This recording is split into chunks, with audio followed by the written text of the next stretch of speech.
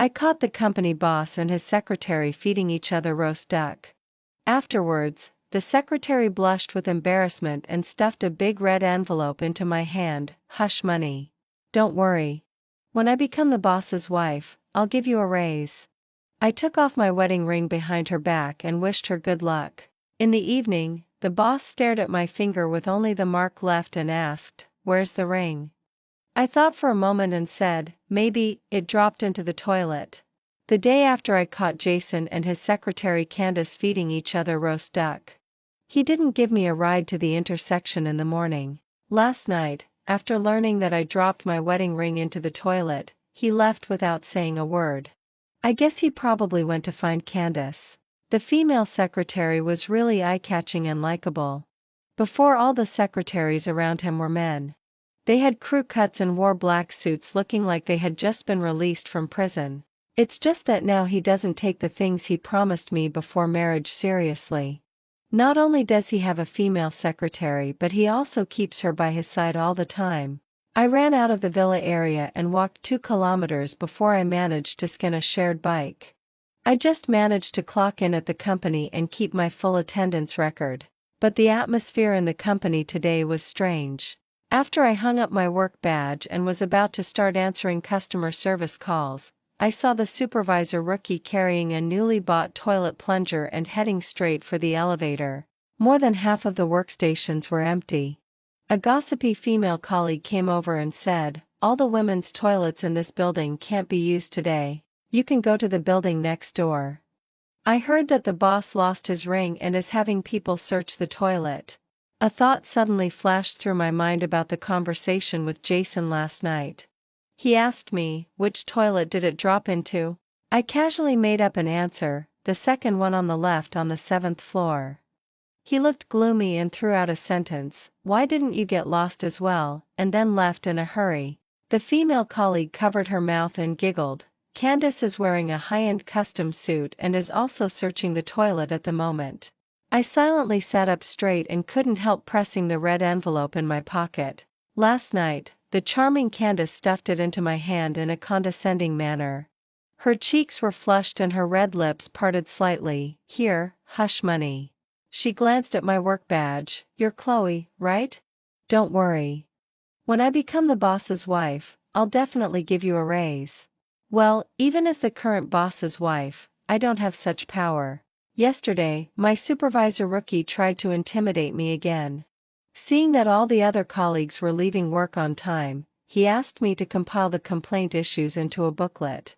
In fact, there were records in the system, but he insisted that I print them out and bind them into a booklet. Seeing my troubled look, he sneered and leaned closer to me. "A new bar is opening the day after tomorrow. Will you accompany me for a couple of drinks?" I thought about the access restrictions set by Jason's family for me and refused him again. His face immediately darkened. "Finish organizing it tonight. I need it for the meeting tomorrow." It was just my bad luck. The printer broke down, and it was already late at night when I finally finished binding the booklet. I went out and took the elevator to the 22nd floor, planning to hitch a ride home with Jason. The door of his office was slightly open, and the lights inside were brightly lit. Later, I was extremely grateful that I didn't push the door open directly. Through a gap about half the width of a palm, I saw Jason sitting with his back to me. Candace was sitting on his desk, and her body-hugging skirt was almost showing too much. She was smiling and feeding him a roast duck roll, and he was also feeding her one. I had never enjoyed such treatment in the 3 years since I married him. On our wedding night, I fed him some fruit, but he frowned and avoided it. I'm a bit of a germaphobe. Besides, you don't need to pretend to love me.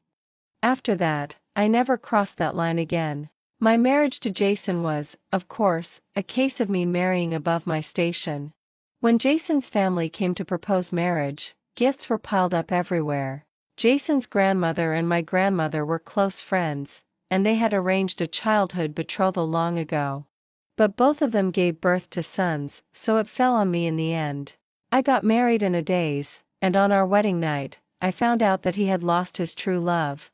He stared at me coldly. "Were you just thinking of marrying into a wealthy family? I thought you would refuse." I asked him, since you have someone you like, why didn't you fight against it to the end? I was sincerely asking, but he gritted his teeth and smashed things in the bridal chamber. Later, I thought about it carefully. It seemed that my feelings for Jason had been nipped in the bud. Love at first sight is really blind. On the day Jason's family came to propose marriage, I was downstairs carrying frozen meat and saw him. The old locust tree, which was even older than my grandmother, had lush branches and leaves. He stood tall and straight, and his slender fingers were crushing a fallen leaf. It seemed that all the noble and elegant things had a concrete form in that fragmented sunlight. Falling in love happened in an instant. It should have been like opening a floodgate, and then love would have come pouring in like a surging flood. But my wedding night was a mess of chaos and brokenness. At the age of just over 20, it was hard to hide one's feelings. I was so angry that I called my parents, shouting that I wanted a divorce and wanted to go home. But my parents just tried to persuade me gently, "Don't be silly or confused. Have you forgotten how nice your grandmother was to you?" Grandmother was really kind. When my parents were busy taking care of my younger siblings, she took me to the countryside, and we spent several years of relaxed and pleasant days together. When she was on her deathbed, she stuffed a ring into my hand. "I won't be able to see my grandson-in-law in the future. Give this to him." On our wedding night, I put that ring on Jason's finger. He gave me the ring that belonged to Jason's grandmother, an antique gold ring set with an emerald. No wonder he was so eager to find it now. What mattered wasn't the loss of the wedding ring, but the ring from grandmother.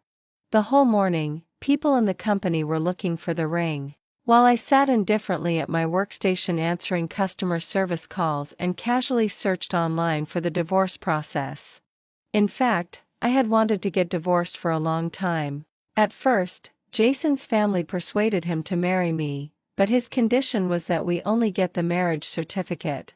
The girl he liked was the only daughter of the Cecilia family, which was on a par with Jason's family. The proud young lady went to live overseas after breaking up with him. I think he always held a grudge about it. After all, if Jason's family held a grand wedding banquet, she would have seen it even from thousands of miles away. The 3-year marriage was like me walking alone into a golden cage for me.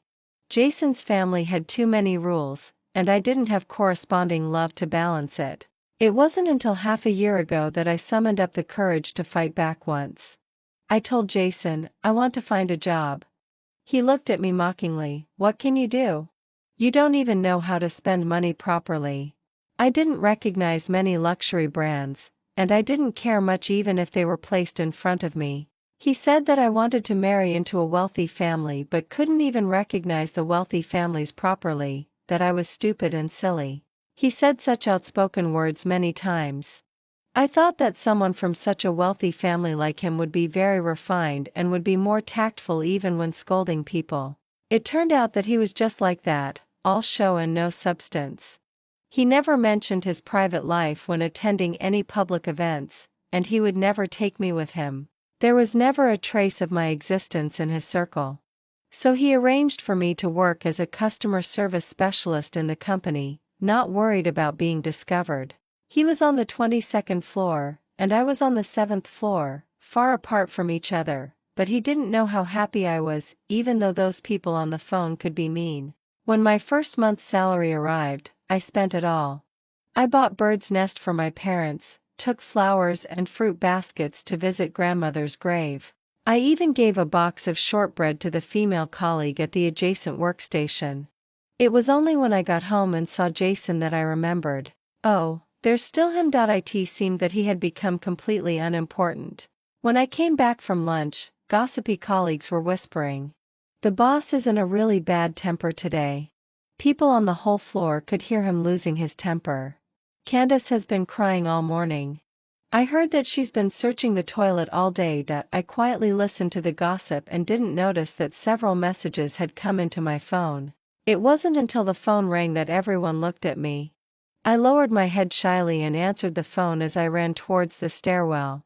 Jason's voice sounded very unhappy. "Why are you avoiding people when answering my call?" I was startled. If I didn't avoid people, was I supposed to ask directly, "Boss, what can I do for you?" He was already used to my silence and became a bit impatient. Meet me in the downstairs parking lot. Grandmother is back and wants to see you. I quickly refused. Let's meet at the intersection. That's settled. Before he could refuse, I hung up. Asking for leave was naturally another struggle. Rookie almost interrogated me about every minute of my activities. I rushed out of the company and was about to run towards the intersection. A car stopped right in front of me, and I almost bumped into it. Immediately, I felt a bit angry. Jason jumped out and opened the door. Get in the car. What are you standing there for? I reluctantly got in. The moment I closed the door, out of the corner of my eye, I saw the curious look of the security guard at the door. It seemed that within 10 minutes, the news that Chloe from the customer service department got into the boss's car would spread. I was as nervous as a cat on a hot tin roof and didn't want to be discovered at the time of getting a divorce. Jason had already leaned over to fasten my seat belt. He was so close that when I looked up, my face almost touched his. I immediately sat up straight and pressed my back tightly against the seat back. His face darkened again. Why are you pretending that we're not familiar with each other? After a pause, he added, the ring wasn't found. Let me think of another way. I guess he was worried that grandmother would ask about it later. It's okay. I'll just say it's at home. He didn't say anything more, and the car sped off. On the way, he seemed to be in a better mood and even pressed the music player. The melody was charming. Chloe next month? I tentatively asked him. Jason, you won't fire me, will you? He gave me a disdainful look. I can afford to support 10 more idle people like you without any problem. I breathed a sigh of relief. Now I could finally say with peace of mind, then add a clause to our divorce agreement that Chloe shall not be fired for any reason. He slammed on the brakes suddenly, and I lurched forward. Fortunately, the seat belt held me back firmly. Oh, and there was his red-eyed look and a hand that suddenly reached out. There was a lot of traffic, and he stopped the car right in the middle. Even through the car window, I could hear the curses of the passing car owners. Jason gripped the steering wheel tightly with one hand and stared at me in disbelief. If his eyes could shoot out fire, I would have at least 2 burning spots on me now. Divorce? Who wants a divorce? I do. His eyes widened even more, and then he was so angry that he laughed. I coughed lightly to remind him to park the car on the side of the road. While he was moving the car, I took out the printed divorce agreement from my bag. I was actually quite nervous. I've also consulted a lawyer. Under normal circumstances, I'm entitled to half of your assets. Although it was what I deserved, I still felt a bit lacking in confidence. We didn't have a wedding. We just got the marriage certificate at first.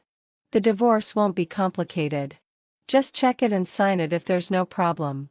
To make myself seem more justified, I added another sentence. You'll be free in the future. You can be with whoever you like. Actually, I was also saying this to myself. He took the divorce agreement, quickly flipped through a few pages, and held it in his hand. You lost the ring on purpose, didn't you? He glanced at me sideways, his tone cold. Tell me, when did you have this plan? I was quite surprised that he would ask me this question and couldn't help laughing dryly twice. The ring wasn't lost on purpose. I took it off and put it in my pocket. I didn't expect that when I went to the toilet, it accidentally dropped.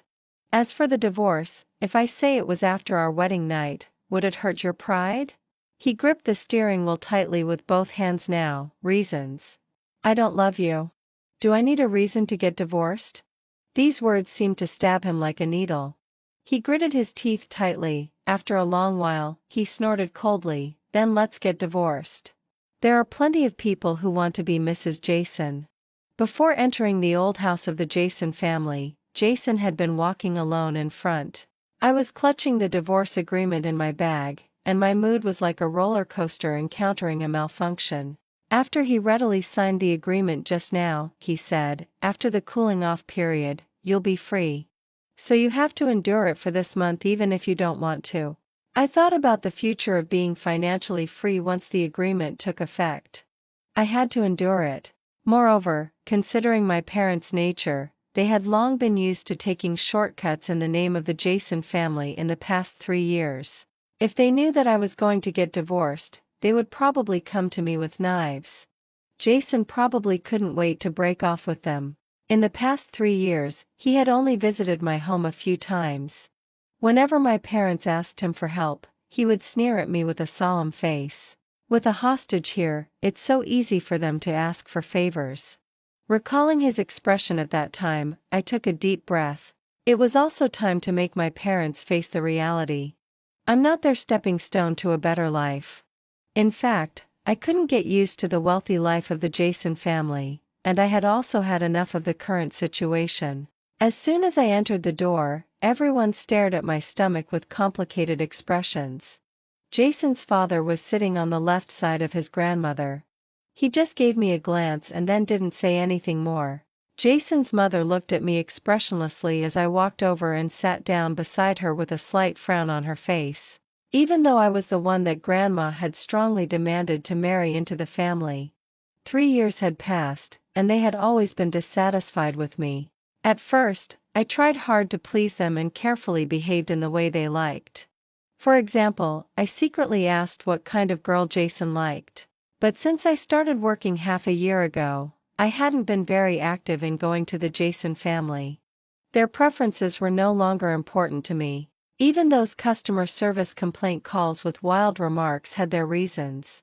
It could be because of bad attitude, product flaws, or just because the customer felt wronged. However, the indifference of the Jason family towards me had no reason at all.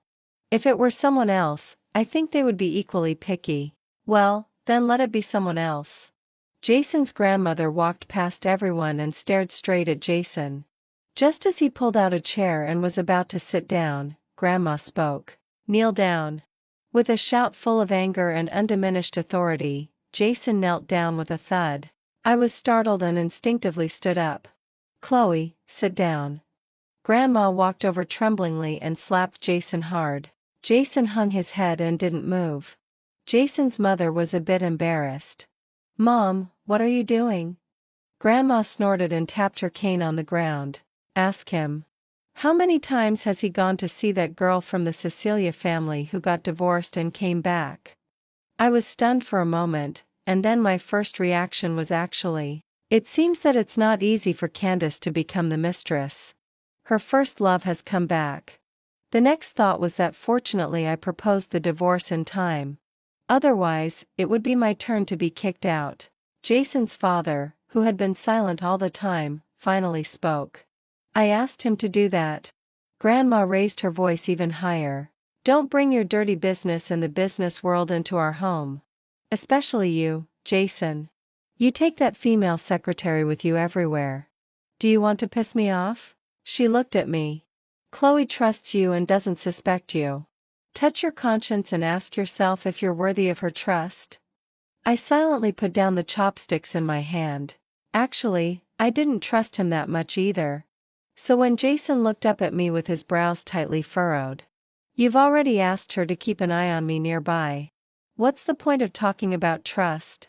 I looked at him in horror. "I'm on the 7th floor. Have you ever heard of a customer service specialist monitoring the boss?" I regretted it as soon as the words came out of my mouth. The members of the Jason family all looked over.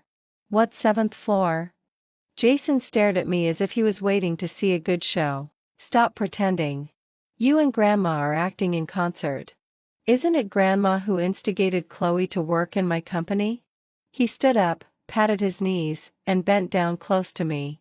"Yesterday was on purpose. I just wanted to see your reaction." The whole family was confused, and I blushed with embarrassment. Jason sat down and casually told the story about what I witnessed last night. "Candace is young and has some ideas. I just went along with the flow. He said that he saw me in the reflection of the French window, so he took the initiative to feed her." He folded his arms and leaned back on the chair, looking relaxed and confident. I almost thought that he was going to blurt out the fact that we were getting divorced. But he didn't. He lowered his head and started eating with chopsticks on his own. One side of his cheek was slightly flushed. Grandma stared at him fixedly. I don't care how you father and son mess around. People from the Cecilia family are not allowed to enter our family. Jason curled his lips with a contemptuous smile, and his peripheral vision when looking at me was full of indifference. On the way back, he didn't say a word. I regretted sitting in the passenger seat a bit. I could only look out of the window to the right. During the interval of waiting for the red light, he suddenly said, "Fortunately, Grandma didn't ask about the ring. Otherwise, I wonder what you would have said." I kept my mouth shut. Anyway, I was already scared enough when I lost it that day. I took a quick glance at him. The ring was still on my ring finger. I opened my mouth and said, "Well? After the cooling off period is over, give me the ring back." I pointed with my finger but was stopped by his cold stare and withdrew my hand. When the car entered the garage, I opened the door and got out. I rushed back without looking back, picked up the luggage that I had packed last night. Jason supported the door with one hand and looked me up and down with an unfriendly look. Then he sneered and stepped aside. He said, "Once you leave this door, it won't be so easy to come back." I nodded and dragged my suitcase out. Something rolled to my feet with a glint. Jason sneered, "Here it is for you. You don't have to wait until after the cooling off period." I quickly picked it up and put it in my pocket. Walking a long way away, I heard him answering a phone call. "Uncle Chen, I'm on my way. I'll go to pick up Cecilia later." Cecilia, the divorced first love, is still the first love after all.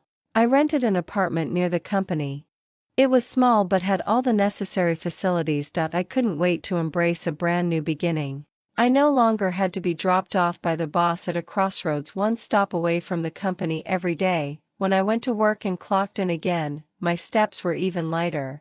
However, as soon as I reached the door and met the inquiring eyes of the security guard, I immediately shrank my shoulders. Oh no. He saw me getting into Jason's car that day. Asa nobody like me. I had already become the focus of the department group in the past 2 days.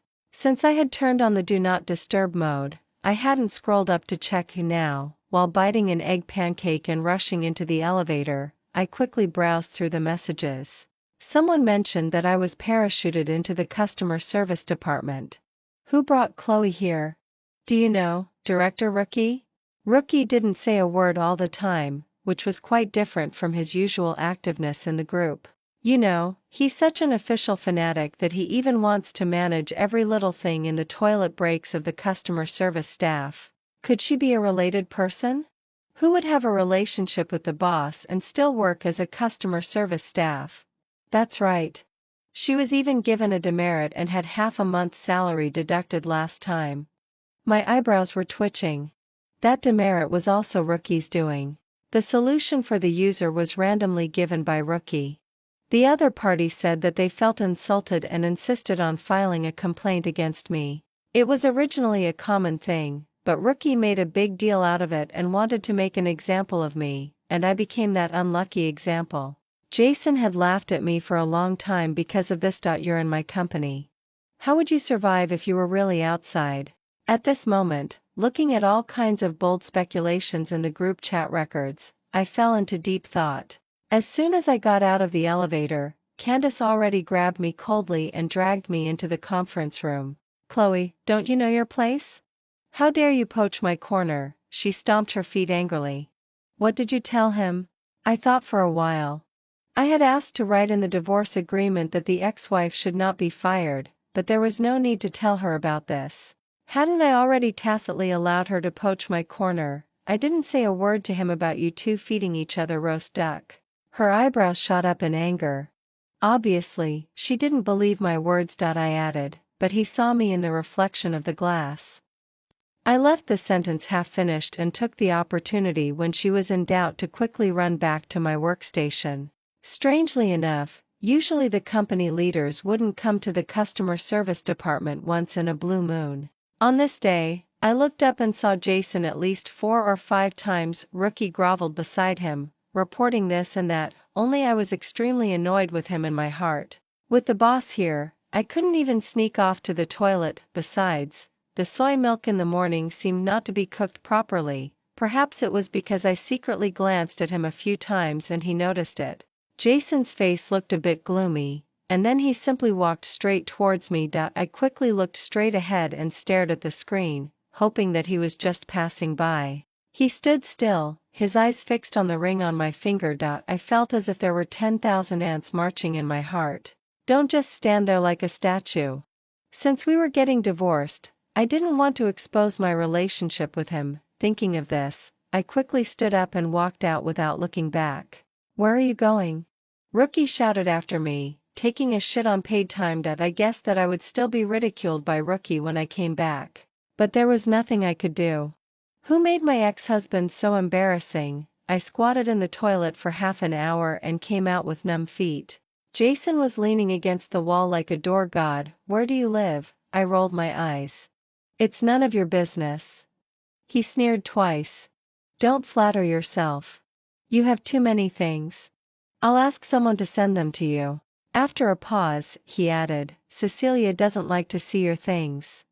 I felt a pang in my heart. Damn it.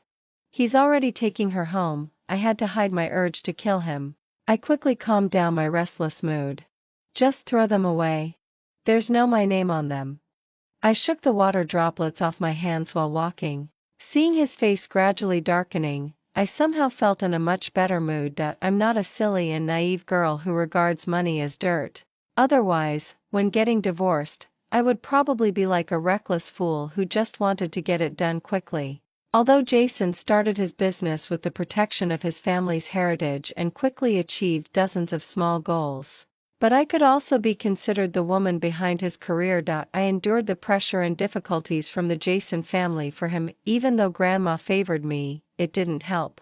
The disparity in family status made me like a caged bird. Even wanting to go out to work was a luxury. I sat back at my workstation.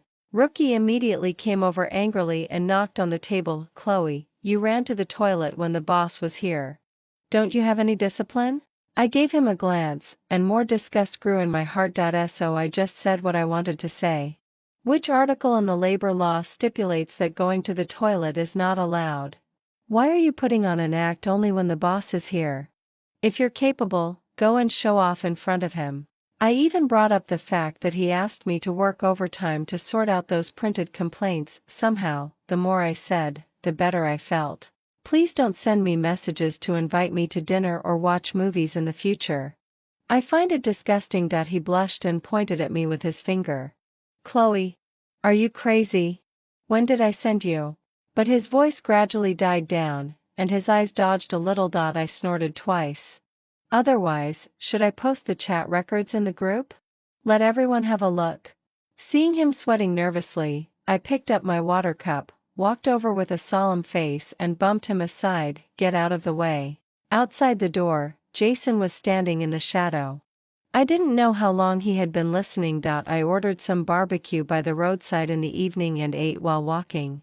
So when I saw Jason leaning against the car with his hands in his pockets and looking at me downstairs, I was so startled that I almost dropped the skewers. Instinctively, I raised my hand and wiped the corners of my mouth a couple of times.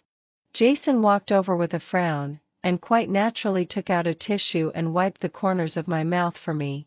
I was stunned for a few seconds and let him wipe it carefully. Then I came to my senses and immediately took a step back.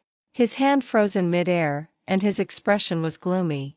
I quickly glanced at the windows upstairs and understood everything. No wonder the administration asked me to fill in my home address for no reason today.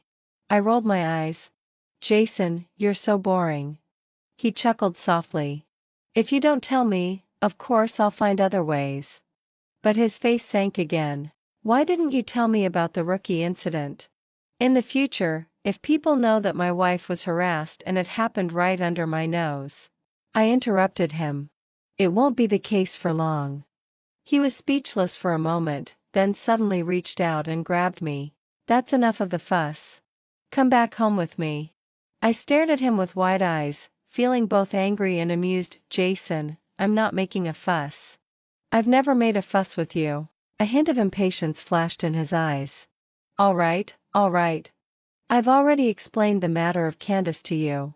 If you don't like her, I'll just let her go. I had already pried his fingers open one by one. I took 2 steps back with a cold face. Whether it's Candace or Cecilia, it has nothing to do with our marriage. I'm just tired of being Mrs. Jason like a puppet. His face turned a little pale as if he was looking at me seriously for the first time. If you do this, our parents won't agree. I sensed his hesitation and gritted my teeth. Jason, are you reluctant to give up half of the property? He looked at me in disbelief as if he was both angry and amused. I won't give you less than what you deserve. I just think it's unnecessary.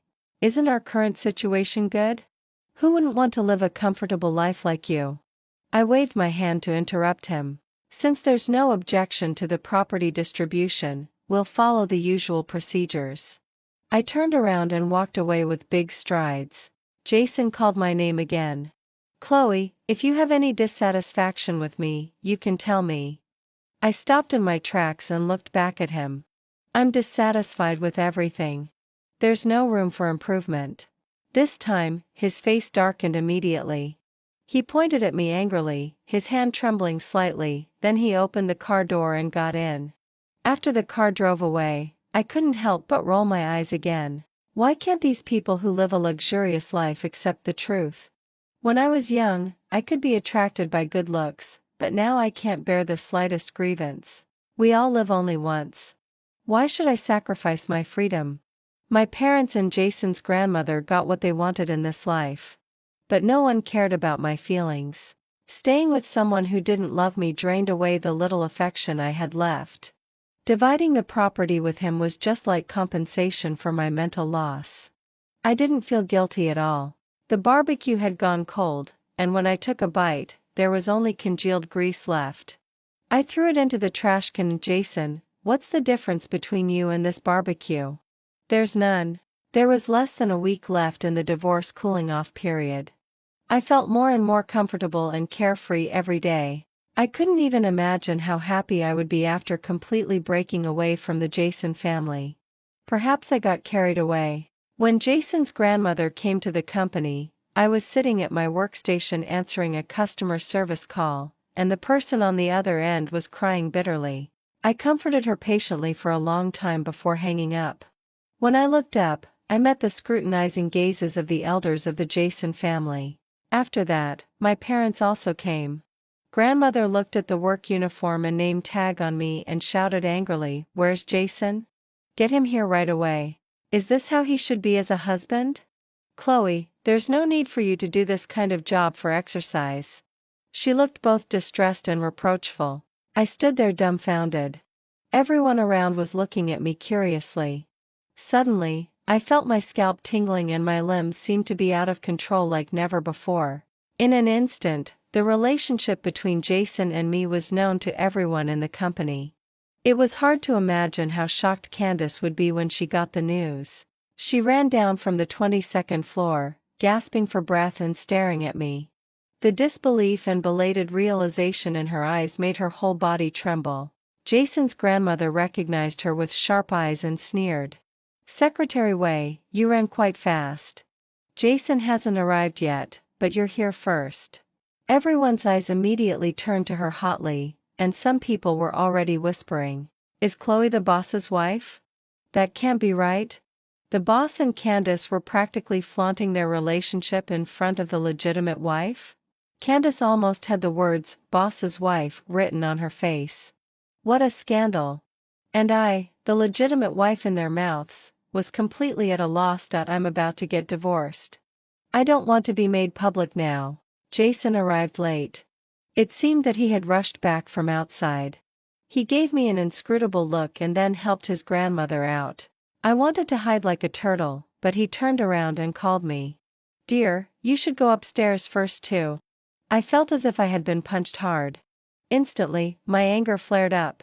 Dear, in the 3 years since we got married, he rarely called me that.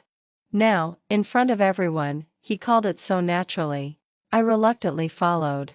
After closing the door of Jason's office, Grandmother started scolding him harshly. She almost poked her finger on Jason's forehead. "What will people outside think? You let Chloe watch your affairs right under her nose every day. How could you do that?" Beside her, Jason's father, who usually looked so majestic, also explained in a humble tone. He has nothing to do with the Cecilia family. It's just cooperation and wooing. Now that the Cecilia family has withdrawn, Jason won't have any more contact with her in the future. As for that secretary. Jason's father straightened up and looked at Jason. Let her leave immediately. What's the point of keeping her around? I stood aside like a bystander, listening to them talking back and forth, and finally understood the whole story. Jason's father had some competition with the Cecilia family in a merger and acquisition. He instigated Jason to use his previous relationship with Cecilia to make the Cecilia family show their cards. So Jason simply went along with it and got close to Candace. Sure enough, Cecilia, who hadn't contacted him for years, sent a message. You're playing so hard. Does your wife have no objection? I don't know how Jason replied to her. The result was that Cecilia divorced sadly and came back all the way, and Jason played the game of playing hard to get perfectly.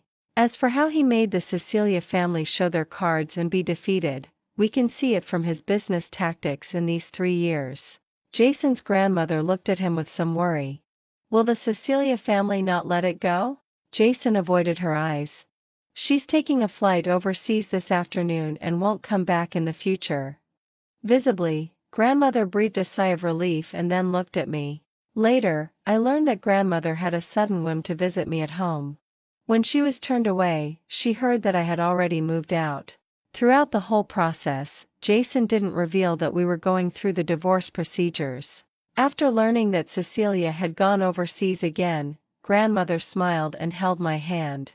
Don't be angry with Jason anymore. Why did you move out?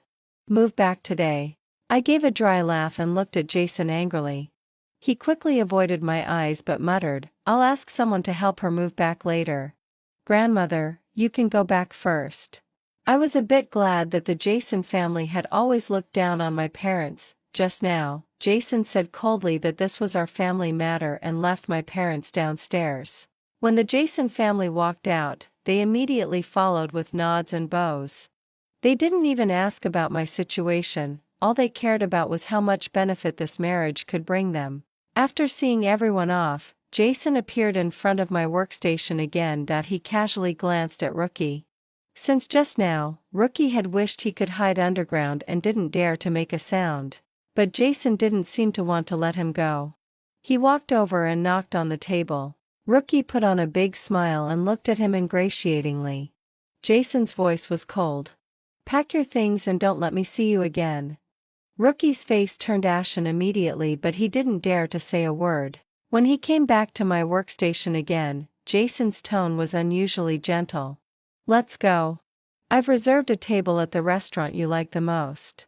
I fled out of the building under everyone's gaze. Jason was still talking to himself. I've already asked Candace to resign. As for Cecilia, I think you should have heard my explanation just now. He quickened his pace and walked side by side with me, sounding a bit relaxed. There's no chance of getting back together with her. Maybe at first, I was a bit reluctant because I was arranged to marry you. But Cecilia and I wouldn't have lasted anyway. We had broken up many times before you. He said that at that time, he had his own selfish motives and wanted to use Cecilia as a shield to resist his parents and grandmother. He said a lot, talking about the 3 years after we got married. Maybe the beginning wasn't satisfactory, and I never knew how to get along with you. He hesitated and paused for a moment before continuing. You suddenly asked for a divorce and moved out resolutely. To be honest, I'm a bit not used to it. This kind of discomfort became more and more obvious in his life. So at this moment, he stood in front of me, staring at me intently. Chloe, actually I don't know how to love someone. But when I married you, I thought that spending my whole life with you in the future didn't seem so bad. Is this considered love? I stamped my slightly numb feet and raised my hand to pat his shoulder. Whether it is or not doesn't matter anymore. Don't forget to go to get the divorce certificate in 4 days. He froze on the spot, looking puzzled. I've explained everything clearly. Haven't I been trying to win you back these days? I nodded. Failed to win you back. It was as if I suddenly saw him clearly. It turned out that I wasn't the only one who lost freedom. And now only I can get freedom. He couldn't see the shackles that bound him. Jason had his own pride. So when the time came, he arrived even earlier than I did. He looked impatient and kept looking at his watch. Hurry up. I have a meeting to attend later. I walked in with big strides and signed without hesitation. When it was his turn, he held the pen firmly but couldn't bring himself to write. I had to remind him, "Aren't you in a hurry?" He seemed to wake up from a dream, gritted his teeth and quickly signed with messy handwriting. The moment he put down the pen, it seemed that all his strength had been drained away. That I thought I must have been mistaken. He should have felt as relieved as I did. After walking out of the door, he asked me hesitantly, "How are you going to explain it to your parents?" This was what we had agreed on before. We would each deal with our own families. I smiled. "We'll deal with whatever comes our way. If all else fails, I'll just slip away." He rubbed his forehead as if amused. When I walked down the steps, he called my name again. "Chloe, grandmother really likes you and I also." I didn't look back and waved my hand as a goodbye. Actually, the last time we went back to the Jason family, I saw an album in his car. There were also receipts after swiping the card inside. Wedding dresses, the auditorium. Maybe that was what he had originally planned to fulfill for me, but things had changed, and I fulfilled myself first. When in love, one would sacrifice everything like a moth to a flame. When not in love, one should be decisive. There was an additional clause in the original agreement that I couldn't be dismissed no matter what happened. I regretted it after signing the divorce papers. I was still young and lacked social experience. I missed the chance to ask my ex-husband for N+1 or 2 compensation for nothing. As I expected, my parents were furious when they learned about the divorce. My father even wanted to put an announcement in the newspaper to cut off relations with me. But this time I was determined. No matter how much they made a fuss, I wouldn't be affected. On the contrary, Jason's side was much calmer. I didn't know what method he used to make the Jason family not bother me, except for grandmother. When she called, she sighed and said that she was sorry for me. She asked me to visit her when I was free. I declined politely. I might go out to see the world. I can't wait to live a life on the road. She didn't persuade me anymore and didn't call again. Later, I quit my job, put on my backpack and traveled around. I saw snow-capped mountains, icy peaks, and the breathtaking aurora. I slept in youth hostels and hitchhiked with strangers. Every second felt like I had grown wings. I hadn't thought of Jason for a long time. The last time I saw him was at the bus station before I was about to enter the mountainous area. He rushed over in a hurry, with sweat dripping from his forehead. He asked me, "How about getting remarried? Grandmother's condition isn't good." He glanced at my backpack on the ground and paused. "You can still go wherever you want in the future. I won't stop you." I shook my head and refused him. "Then my heart won't be free. I've found a new way of life and I'm enjoying it. I don't think he'll understand. Everyone who has loved him has failed to teach him how to love. Let alone freedom. If he hasn't experienced it, how can he yearn for it?"